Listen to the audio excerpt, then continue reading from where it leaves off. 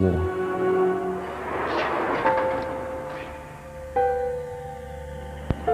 Mrs. Thatcher was incredibly lucky with her enemies, and Arthur Scargill was an incompetent general of the most monumental nature.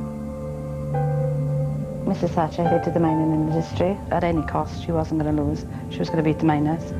And she did in the end. Scargill marched his troops, and very fine troops too, straight into the jaws of disaster. I was frightened. I had my raincoat ripped off me on one occasion. I was kicked and thumped and spat at. This had become a kind of madness, and the inevitable result of that madness was that people died. We were fighting a war.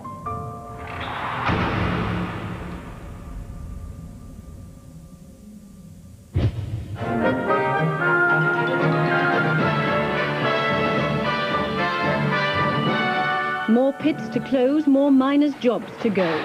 In accordance with Rule 41, the National Executive Committee declare the proposed strike action in Yorkshire and Scotland and in any other area which takes similar action as official. Now, relax, don't do it. When you want to go to rest, relax, It was the worst kind of war. It was civil war. Miner against miner, coalfield against coalfield, right against left in a titanic struggle for the political and industrial heart of Britain. It was to drag on for an agonizing 12 months. Listen, no way! Listen, no way!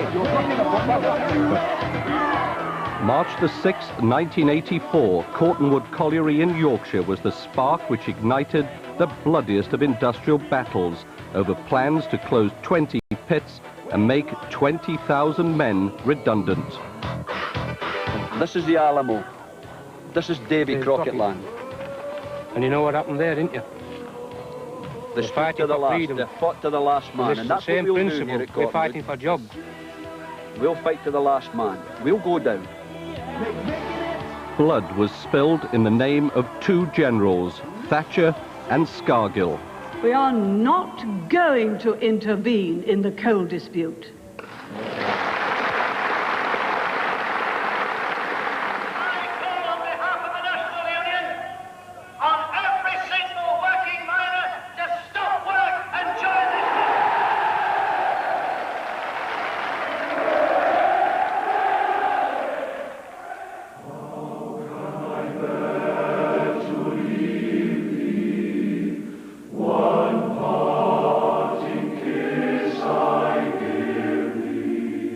But this, the last great battle in the coalfields, began in South Wales in glorious confusion. There was no national ballot. Instead, in the second week of March 1984, South Wales held its own ballot to decide whether or not to support the men of Cortonwood. The majority of the 28 pits in South Wales voted against strike action. But there were moves to overturn this decision, and there was anger. We wanted a national ballot, and it's not working. We will not be crossing the picket line tomorrow if there's one at Nancarrow. The regional ballot having gone against them, supporters of strike action, including Kim Howells, the former research officer for the Miners' Union in South Wales, decided to orchestrate a rebellion. It was a weekend of panic, really, because we knew that unofficial strikes were starting in Scotland and Yorkshire, and there were lots of kind of rumours going around that they would try and do what we'd done in 1981 and send pickets around all the coalfields to try and pull the men out. So we decided we weren't going to have any of this, that in South Wales we'd always come out and strike together, and we'd always go back together. The trouble was, that weekend we lost the vote. But the rebels were undeterred. Men like Tyrone O'Sullivan, a union official at Tower, were reflecting on their next move. Every vote that was coming in, it was against the strike. So about 2:30, I phoned Emily Williams, the president. I said, Emily, I said, I'm not happy with the way things are going, Emlyn. I said, I'm going to organise pickets. Oh, he said, don't tell me, Tyrone. He said, I'm disappointed what's happening, but he said, don't tell me what you're going to do, just do it. And they did. Emlyn Williams was the president of the South Wales Miners, but he stayed silent while his lieutenants went to work. We decided, we being the unofficial left on the coalfield, we decided that we'd meet and we'd try and organise in order to bring everybody out.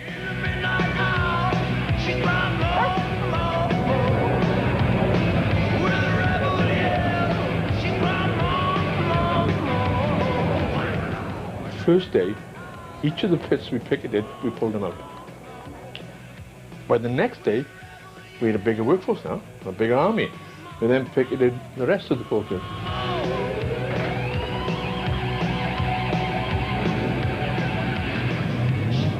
And there were enough of us to bring the whole of the coalfield out on strike by the following Thursday. But it was totally unconstitutional and totally undemocratic. In Downing Street, they'd been preparing for the inevitable conflict with what Mrs. Thatcher was to call the enemy within. Nevertheless, the man appointed by the Prime Minister to deal with the Praetorian Guard of the trade union movement had miscalculated his opponent's tactics. I do recall being very shocked that strike action was taking place, because I had predicted to the Cabinet and I predicted to my colleagues that there would be no strike. And I'd done everything I could to see that there never could be a strike, but based upon the fact that never before had miners had a strike without a ballot.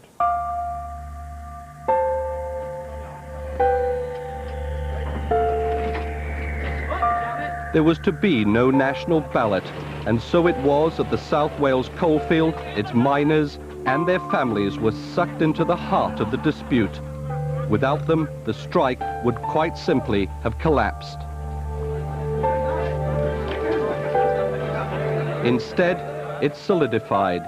Something deep in the soul of the South Wales miners prevented them from crossing picket lines. And there was a conviction in the mining communities that their very way of life was under threat from a Prime Minister prepared to do battle. I don't think the miners were scared of her. I think maybe your own government were a bit scared of her and what she wanted to do, but they did nothing about it. They just rode along on her coattails, so to speak. She was the boss and she brought in what she brought in. Maureen Palmer, the wife of a miner, the daughter of a miner, was a woman determined to ensure that the baby she was carrying would have the opportunity of being a miner. Darren, the Palmer's third child, was born at the height of the strike. But despite the hardships, which were only just beginning, there was a determination and a resolve to endure at all cost. Maybe when eventually he does go back to work, perhaps then I've got to try and find the money to pay it back. Then it might worry me. I think I'll realise then how much debt I am in, you know.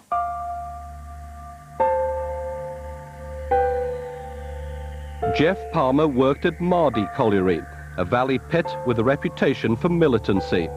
It was known throughout the coalfield as Little Moscow. To Jeff Palmer, it was just the best place in the world to work. We had to try and save the pit, and everybody else in their own valleys was thinking the same way, hopefully, to save their pit. They didn't know it at the time, but their lives were about to change forever, their destinies shaped by forces far beyond their control. One man who was aware of the seismic shifts taking place in the mining industry was the late Philip Weeks, the National Coal Board's director in South Wales. Throughout the strike, he kept a diary, and until now its contents have never been publicly revealed. An early entry gives a personal insight into the character of another individual who was to play a key role in the strike, Ian McGregor, the American brought in by Mrs. Thatcher to run the coal industry. March the 13th, 1984. McGregor has now been with us for about 8 months. His reputation came before him, but at first he appeared to be a shrewd fellow who handled board meetings well, was laconic with press and TV, easy to chat to. A splendid double-handed handshake, the arm on your shoulder, a ready smile with his mouth, but not in his eyes. However, he's there, and he is beloved by our leaderine.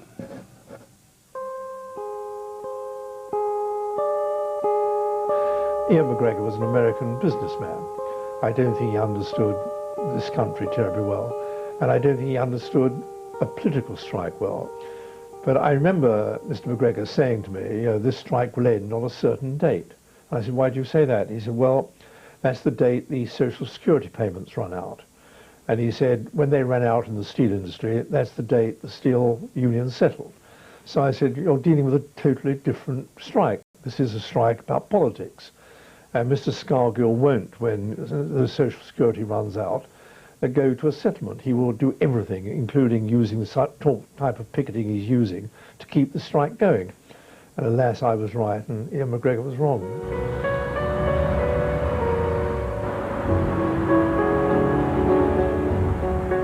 Peter Walker's concerns about Mr. McGregor were shared by another Downing Street figure, the formidable Bernard Ingham, Mrs. Thatcher's press secretary and close confidant.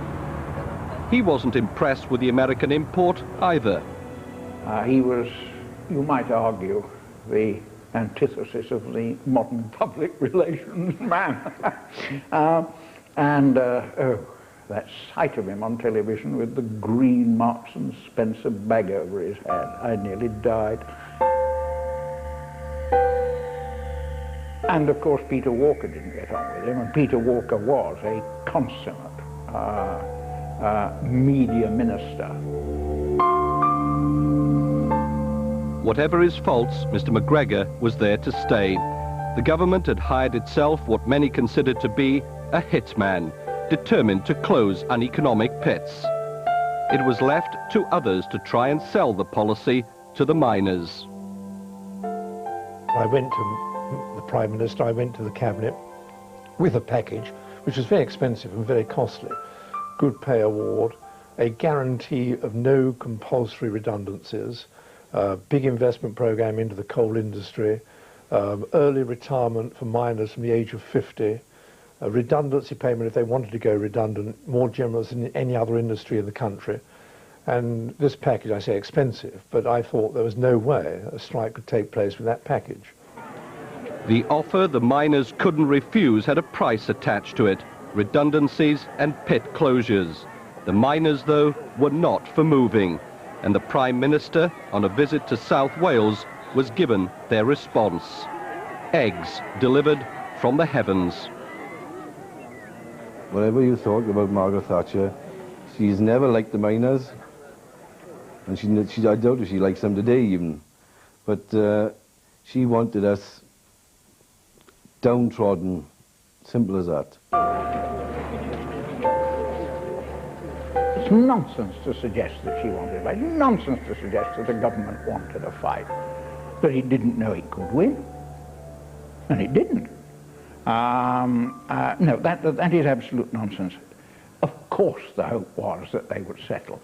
I think the expectation was that they would put it to a ballot. And that, I think, was Scargill's great mistake. Another man who was torn over the issue of the ballot was Neil Kinnock, the recently elected leader of the Labour Party. What's the message to Margaret Thatcher? She can break families, she can break hearts, but what she should understand now is she could never, she is not, and she will never break the mining people of Great Britain.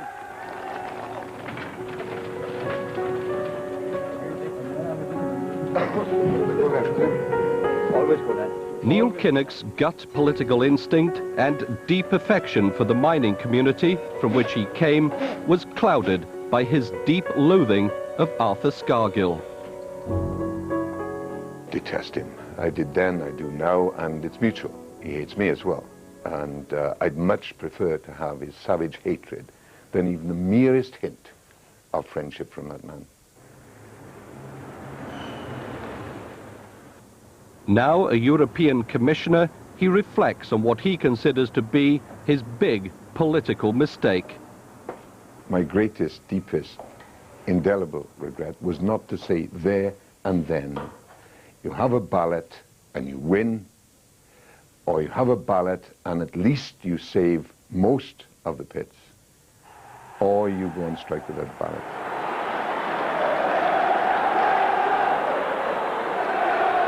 This issue is one that has been provoked by the National Coal Board, supported by the Tory government, and it's incumbent upon the Labour and Trade Union movement to give maximum support. I was determined that whatever else happened, Scargill would never have the alibi of a Labour leader who publicly denounced the strike.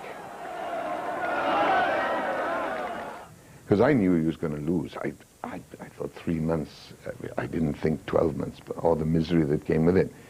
But I was always going to deny him any basis for a claim that we would have won if only the Labour Party had supported us.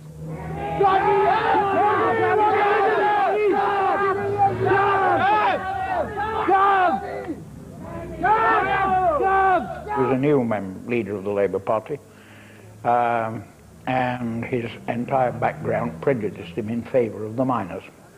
But he was the leader of the Labour Party and he had to stand for something, and he failed, I think, that test, and that may be one reason why he never had a chance of becoming Prime Minister. And now the marriage vow is very sacred. The man's put us together now. You ought to make it stick together.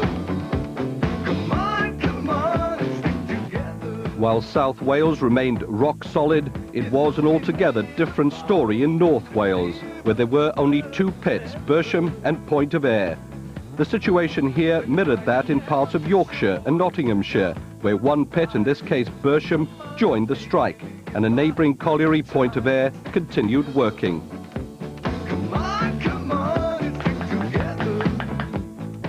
The miner's agent for this small, almost inconsequential coalfield was Ted Mackay. A moderate with a seat on the militant executive of his union, he always advocated the right of the miners to have a national ballot. He did so then, he still does so today.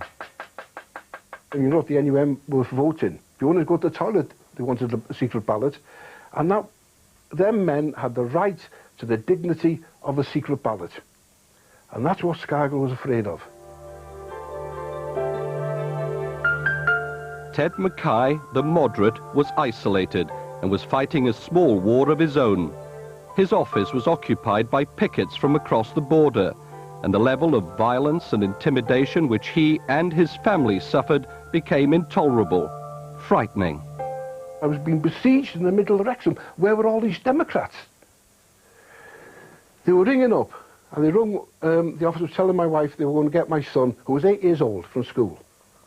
Another one, they were going to pour petrol through the letterbox and burn the house down. This is what she was having, night after night after night. And it got worse, so bad that at one point Ted Mackay and his family had to go into hiding. Scargill believed that he could bring down a government. And he at last came up against the government, that wouldn't bend the knee.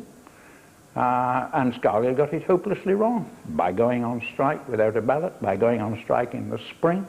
Heavens, how stupid can you get? In the comforting warmth of the summer of 1984, the miners still thought they were on a roll. The strike had a relaxed air about it, but the tune remained defiant.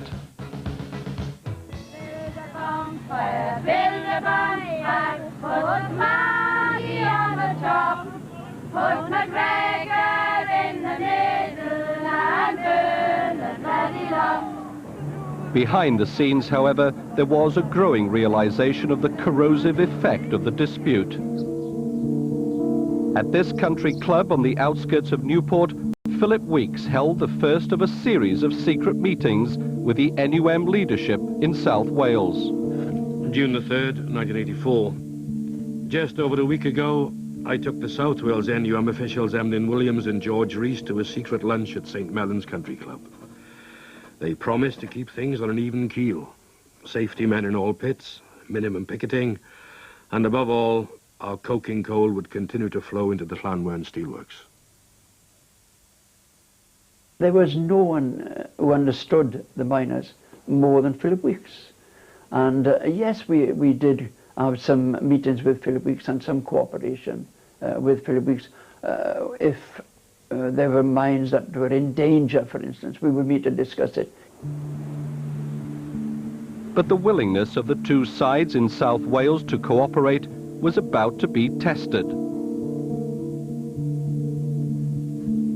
Well, my comrades kept their promises until Scargill interfered. Emlyn was saying publicly, "We will look after the Llanwern steelworks because I run NUM policy in South Wales." Scargill and co made him backtrack. The boys were virtually forced to check the flow of coking coal into Llanwern.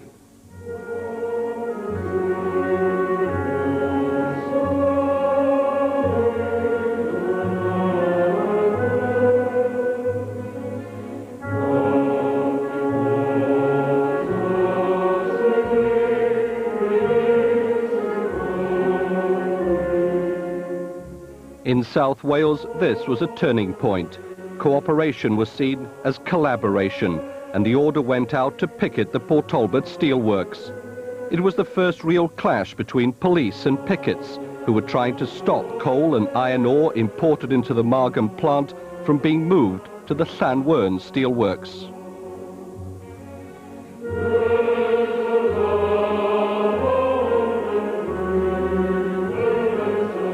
Even here, there was an unwritten agreement between the police and the coal board to try and defuse the situation. The South Wales Police have been superb. This is largely due to the Deputy Chief Constable, Viv Brooks, with whom I have been in close communication and who is respected by the NUM. Between the sensible approach of Viv, the South Wales NUM leadership and our management, South Wales has been a vicar's tea party compared with England and Scotland.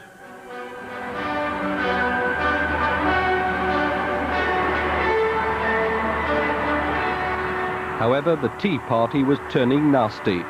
Now, daily, there were convoys of lorries traversing the M4 between Port Talbot and Llanwern. Policing these snaking coils of heavy metal thundering along a busy motorway was no picnic.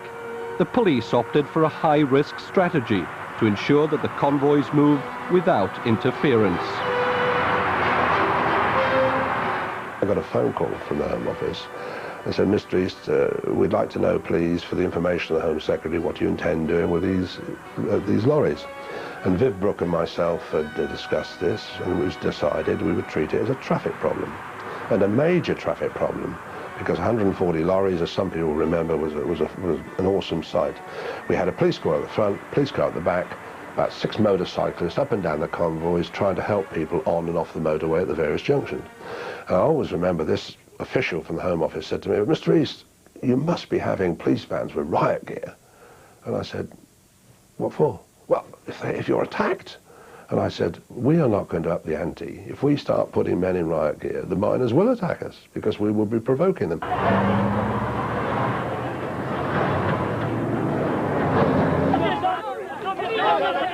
If they up the ante and attack us, then we shall respond. But in the meantime, this will be a traffic problem. And the man's words are etched on my memory. "You realise the government might fall," he said to me. And I said, "Pardon?" I said, "I'm not interested with it. It's not my concern," because it's harking back to Saltley, you see, 10 years before in the Heath government. And I said, "We're here to apply the law, and that's what we'll do." Mrs. Thatcher especially was absolutely determined that the criminal law would be enforced. And there were powers against intimidatory picketing, as you would expect. And she was absolutely of a mind that the law had to be enforced. And there were early signs that perhaps it might not be. And she managed to get over the message that she expected the law to be enforced. And the caravans of thugs roaming the country were not to be allowed to go around intimidating people and their families.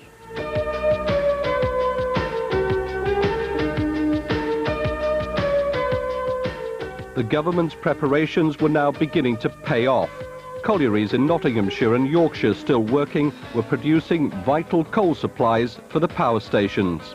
The lights were still on. Stocks were at an all-time record level. Mrs. Thatcher was not going to be a casualty in the way that her predecessor Ted Heath had been 10 years earlier when the miners went on strike and snuffed out a Tory government.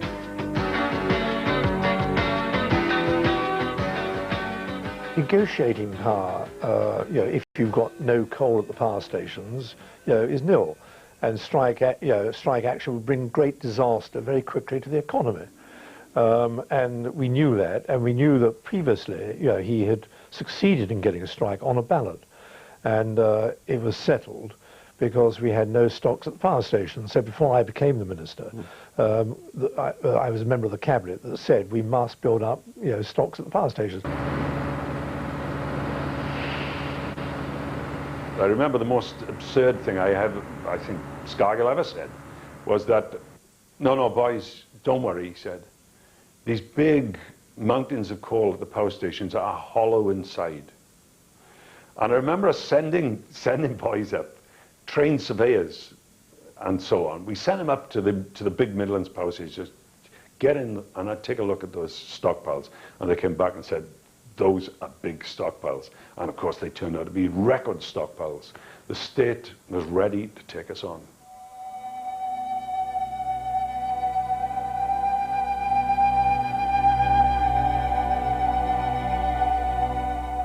While a game of high stakes was being played at the political poker table, the consequences were being felt acutely at ground level. In South Wales, families were experiencing real pain, the pain of the hardship and the hunger which was now corroding the very fabric of their lives. You did have a small supply of coal, but then that soon ran out. You would burn just about anything there. The garden gate we burnt. That was nice and warm. I mean, we'd go out looking for coal. I went out a few times doing that after I had the baby made. Digging for coal. I remember doing that as a child with my father. I don't know, it must have been a strike earlier on then. I remember doing that. I didn't like that at all. You know, it come to something where you, in this day and age where you've got to go and pick coal off a tip, a wife has got to go and pick coal off a tip, you're talking 30s here, surely, you know. That's what annoyed me, that did. So Scargill must have known what was happening in the hardship, and he must also have known that the coal stocks were not going down. And but he decided to continue with the type of picketing he was doing to keep the strike going. He's a real enigma, you know. He was a great mob orator, but I don't think he was that bright, really.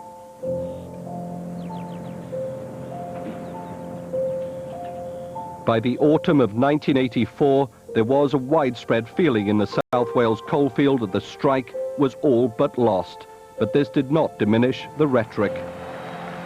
I am not prepared to condemn the actions of my members whose only crime is fighting for the right to work, fighting to save their pits, their jobs and their mining communities. This was Arthur Scargill addressing the faithful at a mass rally in the Avon Lido in Port Talbot, but the speech was turning into a soliloquy. When you look back, you'll look back with pride and you'll say to your son or your daughter, in 1984, I took part in the greatest struggle in trade union history. I fought to save your pit. I fought to save the job. I fought to save this community.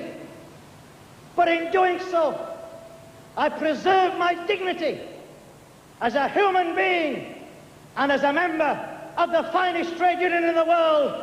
I'm privileged to lead you. I salute you, the miners united, will never be defeated.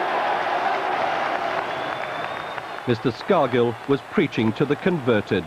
Everyone knew that the miners united were not united. Violence creates more violence. And out of that extra violence is built not solidarity, but despair and defeatism.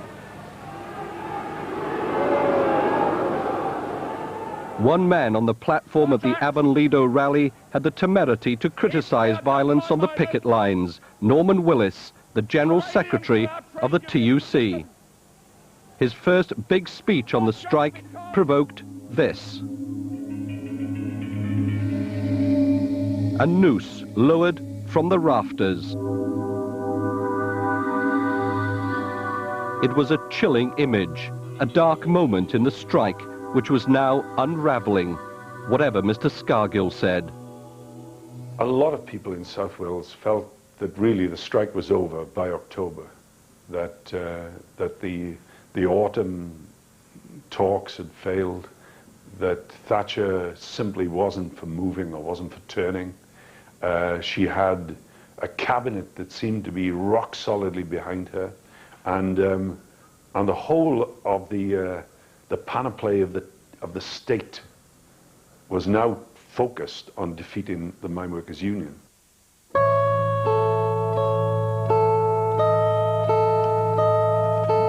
November the 19th, 1984. I pressurized Emlyn Williams and George Rees to start turning the NUM's executive. They must lead the South Wales miners back before the NUM is broken down here. And none of us want that.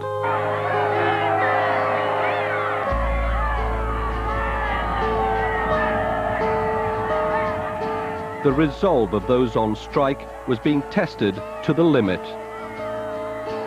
Frustration was building up into anger, anger into despair. And then, one dark November morning on a bridge overlooking a road in South Wales, the pent-up emotions of 9 months on strike exploded into violence.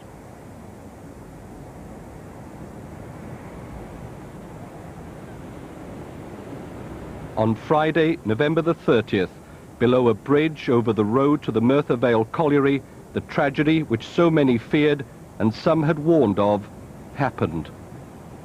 I can remember 2 CRD officers, one male, one female, opened the front door to them and they asked who we were, and they said who they were, and I said, what's happened? And they said, can we come in? And I just turned and said, he's dead, isn't he? David Wilkie, a taxi driver taking one of the few South Wales strikebreakers to work, was killed when 2 young miners pushed a block of concrete off a bridge onto the car travelling below.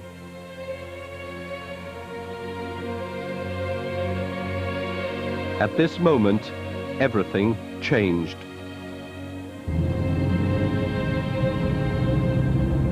In her first television interview, the partner of the taxi driver, who was pregnant with their second child, tells the story of that fateful day. I don't even remember getting dressed that morning. I don't really remember getting into the car to go up to the hospital. What I do remember is actually on the journey, and that was when we got to Quakers Yard. And there was men lining either side of the road, and there were police as well. It was as if they knew who we were.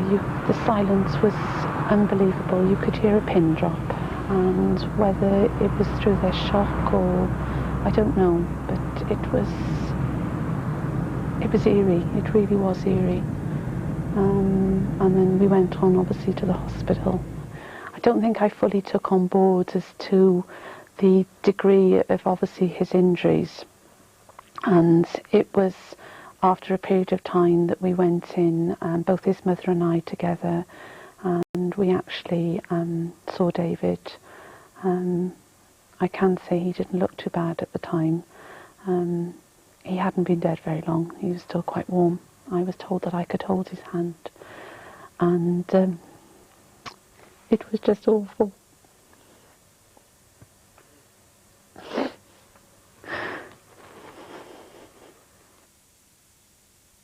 You feel a sense of great shock and dismay at what's happened, and a great sorrow that somebody has perished in this dispute which has gone on now for nearly 9 months. And I think everyone in this office has been knocked flat by it, really. Picked up the phone one morning in my house in Pontypridd, very, very early one morning, and a reporter from the Press Association said, "Are you sitting down?" And I said, "No." And I said, "Well, you know, what's the matter?" "I think you should sit down," he said, "because some of your guys have just killed a taxi driver." And I remember suddenly my knees went weak. I felt physically sick. I can remember getting on my push bike and right into the miners' offices in Sardis Road in the middle of Ponty and shredding everything that we had there, because I thought we're going to get the blame for this. It was obviously an urgency that he had to go and destroy these papers, but there is obviously the question, what did he destroy? What was so important that he had to go and do it there and then? In a second interview for this programme, we asked Kim Howells, who is now a government minister, to explain just what material he was shredding on that day 20 years ago. When I heard news that that taxi driver had died, I just suddenly had a picture in my head of the miners' offices and of the room from which we directed the picketing. And all around the walls were maps. And every single one of our picketing points were highlighted on those maps, from nuclear power stations through collieries in Nottingham to where we had fundraisers in London. And alongside them were lists of places they could stay, lists of names of people who were supporters of the miners. I remember a big telephone log that we had. And I thought, well, the police are going to come steaming in there now, and the whole of our national organisation is going to be hauled away. And I remember thinking, I can't do that. I can't let that happen. But did he destroy anything which was relevant to the killing of David Wilkie? No, I mean, there was nothing there that would have... And indeed, I mean, the police had a very thorough investigation of the whole of the crime. Although it's now said that they may have to look at it again in the light of what you've said. Okay, well, if they have to look at it, they can look at it. I mean, I've got nothing to hide. The two young men who abandoned reason that November morning, Dean Hancock and Russell Shankland, were convicted and jailed for murder. On appeal, the sentence was reduced to manslaughter.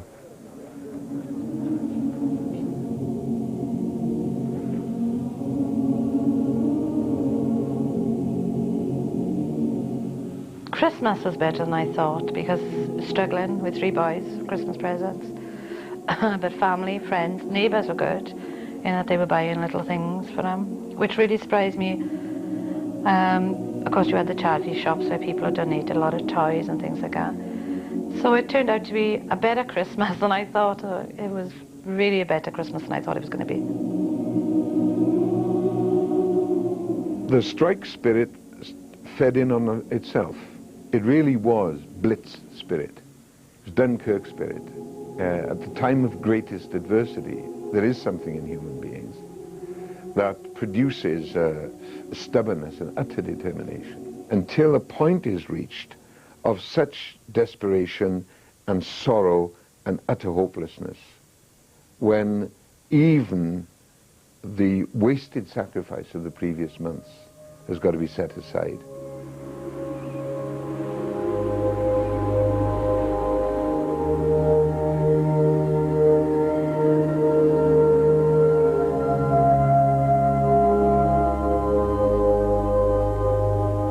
Everything seemed to be conspiring against the miners.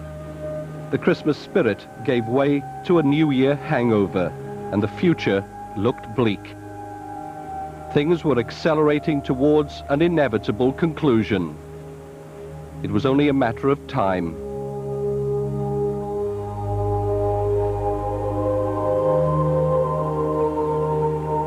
It was against this background and in a mood of utter despair that Kim Howells and a small group of the so-called unofficial left in the coalfield met at their favourite hideaway, a remote Valleys pub, which they were to put on the map.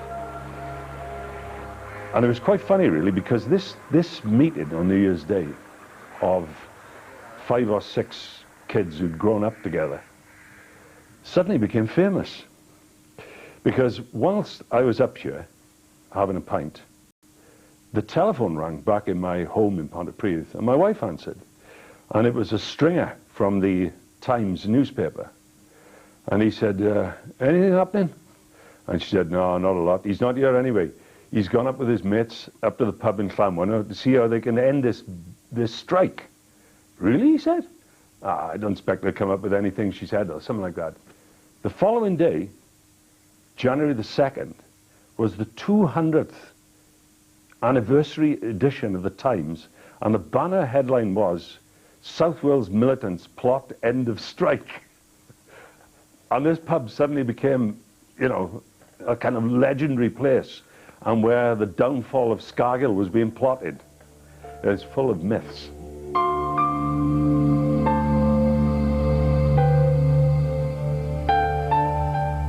Myths gave way to sobriety and a sense of hopelessness in trying to sustain the strike when everyone knew the truth. The miners had lost. The diary of Philip Weeks, the Coal Board's area director in South Wales, captured the mood precisely. It wasn't just the miners who were consumed by a sense of grief. February the 12th, 1985. At their request, I met with the South Wales NUM officials, Emlyn Williams, George Rees and Terry Thomas. I started the meeting very solemnly by saying that as far as the South Wales coalfield was concerned, all was now lost. They had not led the South Wales coalfield back, while there were thousands in work in Scargill's area. And I had no doubt that Thatcher and McGregor would eventually put their feet around our necks. They went into a routine on why they couldn't go down in the history books as the men who broke the strike.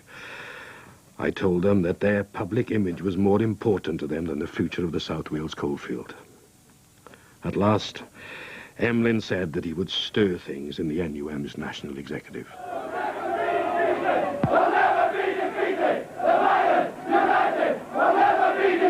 We wanted to go back, if we had to go back, in a uniform way.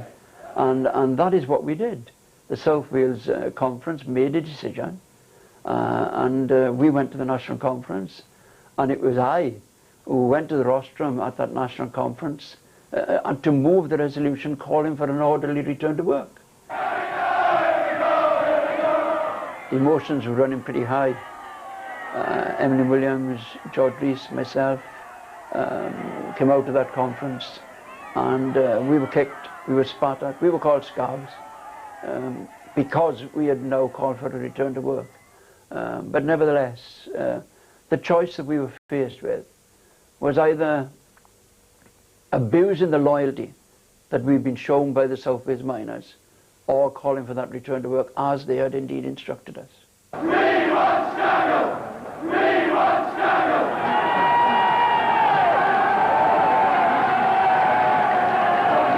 Come back. Come on, James. Strike itself will be over on Tuesday and there'll be a disciplined vote. My personal feelings are of overwhelming relief. I want a prosperous coal industry, obviously, but the privations that some of those families have been through, and they'd have been back earlier had it not been kept going by intimidation, and I'm very glad now that they can go back. March the 1st, St. David's Day, 1985. After 10 at night, George Rees telephoned. If we go back to work on Monday, he said conspiratorially, will you give us a meeting on the same day to discuss the dismissals that have taken place during the strike? Naturally, I agreed straight away.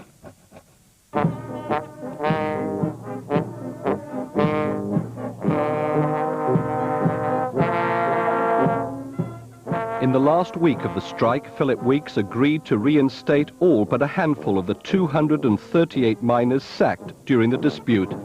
It was a magnanimous gesture and some comfort as the miners returned to work. We were all up early in the morning, Dad in the pushchair, and we all walked back up the pit road behind the banner and all the men marching, and brass bands. A show of solidarity for the men to go back to work.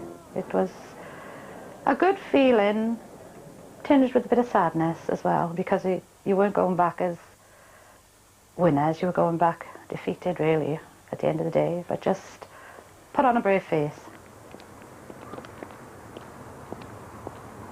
Personally, up until the last day, I was willing to fight on. But at the end of the day, if agreements were made, we had to go back to work, we had to go back to work. March the 5th, 1985. The men returned to work, together with bands playing and flags flying, and with considerable dignity. There's no such thing as dignity we'd lost. You know, what happened in the next 5 years? Did people think that wasn't going to happen? That they were going to look after us? Keep the pits open? They devastated this industry. There was no time to go back. Go back with dignity. Rubbish.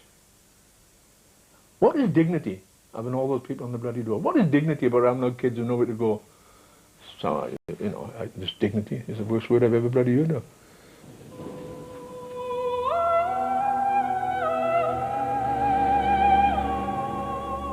Dignity counted for little in the months ahead. The coalfield was to be decimated. At the start of the strike, there were 30 pits in Wales. 20 years later, there is only one deep mine left, and that one remaining colliery, Tower, was saved by the men themselves.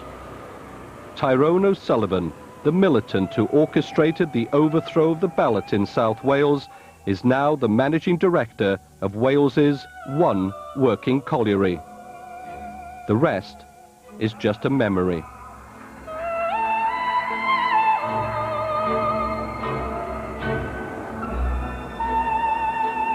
Two people out of the population of Britain deserved each other. And that was Arthur Scargill and Margaret Thatcher. I didn't think the country deserved either of them. And the coal mining industry certainly didn't.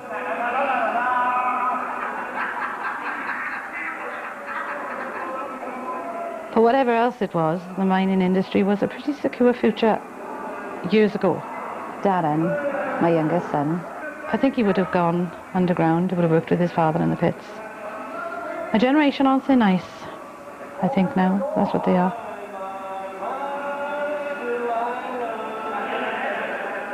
You could say that Field Marshal Thatcher won, Field Marshal Scargill lost, and the miners lost too, and lost heavily.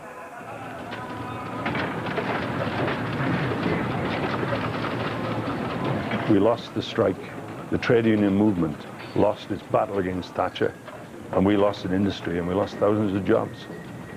And we all played a part in bringing that about, believe me, not just Arthur Scargill.